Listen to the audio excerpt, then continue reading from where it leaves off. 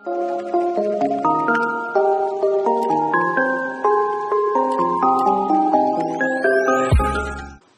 আলাইকুম। স্বাস্থ্য বিষয়ক পরামর্শ নিয়ে আজকে আপনাদের সাথে আছি আমি ডাক্তার রুকসানা আফরোজ। আমি একজন ইউরোলজিস্ট। আজকে একটি গুরুত্বপূর্ণ বিষয় নিয়ে আলোচনা করব, যেটি হলো বাচ্চাদের ঘুমের মধ্যে বিছানায় প্রস্রাব করা। আমরা অনেক সময় দেখি অনেক অভিভাবক একদম উদ্বিগ্ন হয়ে থাকেন যে বাচ্চা বড় হয়েছে কিন্তু বিছানায় ঘুমের মধ্যে প্রস্রাব করে, কি করা যায় বা করণীয় কি। এখন আসি যে কত বছর পর্যন্ত বাচ্চারা ঘুমের মধ্যেও বিছানায় প্রস্রাব করলে সেটিকে আমরা স্বাভাবিক বলবো। বাচ্চা জন্মের পরে থেকে 5 বছর বয়স পূর্ণ হওয়া পর্যন্ত যদি ঘুমের মধ্যে বিছানায় প্রস্রাব করে তবে কিন্তু সেটিকে আমরা কোনো সমস্যা বলবো না। এটি হতে পারে, কিন্তু 5 বছর বয়স পূর্ণ হওয়ার পরে কোনো সুস্থ স্বাভাবিক বাচ্চা যার তেমন কোনো জন্মগত ত্রুটি নেই অথবা নার্ভাস সিস্টেম, যেমন আমরা বলি ব্রেইন অথবা মেরুদণ্ড, এসব জায়গায় কোনো সমস্যা নেই, সে যদি ঘুমের মধ্যে বিছানায় প্রস্রাব করে তাহলে সেটি অবশ্যই সমস্যা, এবং এটিকে আমরা বলি নকটার্নাল ইনিউরেসিস মেডিকেলের ভাষায়। এখন আসি যে কেন 5 বছর বয়সের পরেও বাচ্চারা ঘুমের মধ্যে বিছানায় প্রস্রাব করতে পারে। প্রথমত হলো যে তিনটি কারণ রয়েছে। এর মধ্যে একটি হলো যেমন ব্রেইনের, আমরা যেটা বলি যে বাচ্চারা যখন ঘুমিয়ে যায় বা আমরাও বড় মানুষ যখন ঘুমিয়ে যাই তখন কিন্তু দেখা যায় যে ওখানে যখন আপনার প্রস্রাবের চাপ আসবে ব্রেন কিন্তু আপনাকে জাগিয়ে তুলবে যে আপনি উঠুন, প্রস্রাব করতে যান, এরকম একটা অনুভূতি হবে। কিন্তু কোনো ক্ষেত্রে যদি বাচ্চারা এরকম ঘুম থেকে জাগতে না পারে, প্রস্রাবের চাপ আসলে যে অনুভূতি তাকে জাগিয়ে তোলার কথা সেটি না থাকে, তখন কিন্তু এরকম হতে পারে। আরেকটি আসি, সেটি হলো কিডনির ক্ষেত্রে।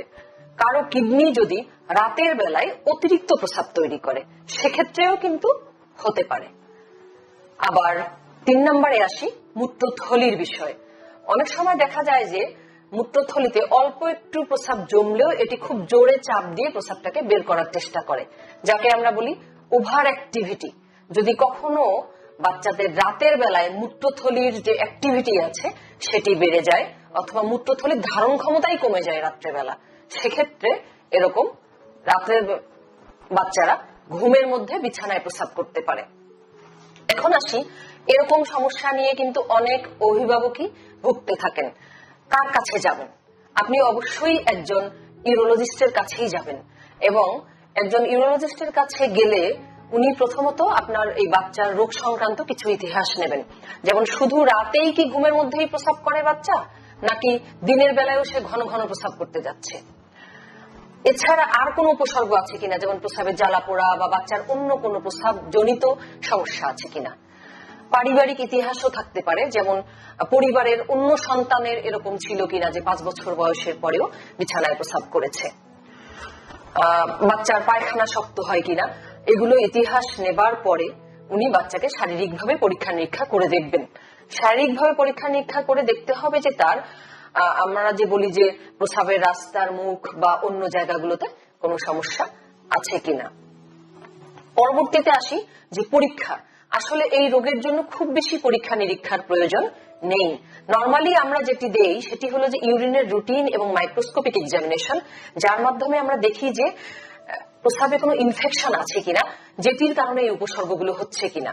যদি দেখা যায় যে প্রস্রাবের কোনো ইনফেকশন নেই তাহলে পারতপক্ষে শুধুমাত্র যেসব বাচ্চা রাতে ঘুমের মধ্যে প্রস্রাব করে তার আর কোনো পরীক্ষার প্রয়োজন পড়ে না। কিন্তু যেসব বাচ্চার ক্ষেত্রে দিনের বেলায়ও ঘন ঘন প্রস্রাব বা প্রস্রাবের অন্যান্য উপসর্গ থাকে তাদেরকে কিন্তু আমরা প্রস্রাব তন্ত্রের একটি আলট্রাসোনোগ্রাম করতে দিই। আলট্রাসোনোগ্রাম করতে দেবার উদ্দেশ্য হলো যে কোথাও কোনো গঠনগত ত্রুটি বা রোগ আছে কিনা দেখার জন্য। এরপরে আসি যে আমরা ইউরোফ্লোমেট্রি করতে পারি, তবে সেটা খুবই রেয়ার, বড় বাচ্চাদের ক্ষেত্রে সাধারণত করা হয়।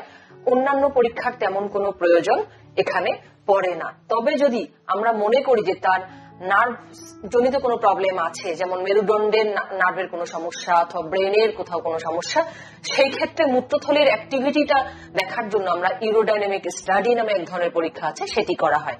তবে সাধারণত ইউরোডাইনামিক স্টাডি করবার প্রয়োজন পড়ে না। এখন আসি যে তাহলে এই বাচ্চার চিকিৎসা কি হবে। প্রথমত চিকিৎসার প্রথম ধাপ হচ্ছে উপদেশ এবং পরামর্শ। সেগুলো কি? 1 নম্বরে আসি যে বাচ্চাকে পানি পান করতে হবে পরিমিত, অতিরিক্ত পানি পান করা যাবে না। 2 নম্বরে আসি বাচ্চা চিনি জাতীয় খাবার বা মিষ্টি জাতীয় খাবার যেন কম খায়, সেদিকে আমাদের সচেষ্ট থাকতে হবে। আর পানির পরিমাণটা সবসময় খেয়াল করতে হবে, দুপুরের পর থেকে যেন আস্তে আস্তে পানি খাওয়ার পরিমাণটা বা পান করার পরিমাণটা আমরা কমিয়ে দিতে পারি। এরপর আসি যে পায়খানা যেন শক্ত না হয়, সেজন্য বাচ্চাকে শাকসবজি খাওয়ানোতে আমরা অভ্যস্ত করব এবং প্রয়োজন যদি পড়ে এই সময় চিকিৎসাজনিত কারণে, সেক্ষেত্রে পায়খানা নরম করার জন্য যে সিরাপ দেওয়া হয় সেটিও দেয়া যেতে পারে। তদুপরি এর সঙ্গে একটি বিষয় আমি বলতে চাই, সেটি হচ্ছে আমরা অনেক সময় বাচ্চাদেরকে বকাঝকা করি। বাচ্চাদেরকে এই বিষয় নিয়ে বকাঝকা করা যাবে না, ওদেরকে মানসিকভাবে আশ্বস্ত করতে হবে যে তুমি কোনো ভুল করছো না, এটি হতেই পারে তবে এটি ঠিক হয়ে যাবে, আমরা চেষ্টা করছি, তুমিও কিছু নিয়ম কানুন মানবা, এগুলো ঠিক হয়ে যাবে। কিন্তু ওকে বকা দিয়ে একটি মানসিক চাপের মধ্যে ফেলবেন না দয়া করে কেউ।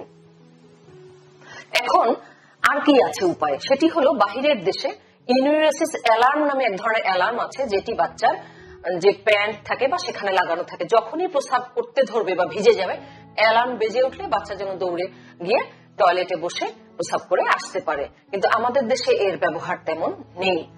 এরপর আসি ঔষধ আছে কিনা। জি, ঔষধ আছে। ট্রাইসাইক্লিক অ্যান্টিডিপ্রেসেন্ট এবং ডেজমোপ্রেসিন গ্রুপের কিছু ঔষধ ব্যবহার করা হয় এবং এগুলো ব্যবহারে বেশ ভালো উন্নতি দেখা যায় বাচ্চাদের এই সমস্যার ক্ষেত্রে। তাই আসুন, বাচ্চারা রাতে ঘুমের মধ্যে প্রস্রাব করলে তার বয়স যদি 5 বছরের বেশি হয় সেটিকে আমরা গুরুত্ব দেব এবং একজন ইউরোলজিস্টের কাছে যাব, তার পরামর্শ অনুযায়ী চিকিৎসা গ্রহণ করে এই সিচুয়েশন থেকে আমরা যাতে মুক্তি পেতে পারি সেই চেষ্টা করব। বাচ্চাকে কোনো ভৎসনা নয়, কোনো গালিগালাজ নয় বা বিব্রতকর অবস্থার মধ্যে আমরা ফেলবো না। ধন্যবাদ সকলকে।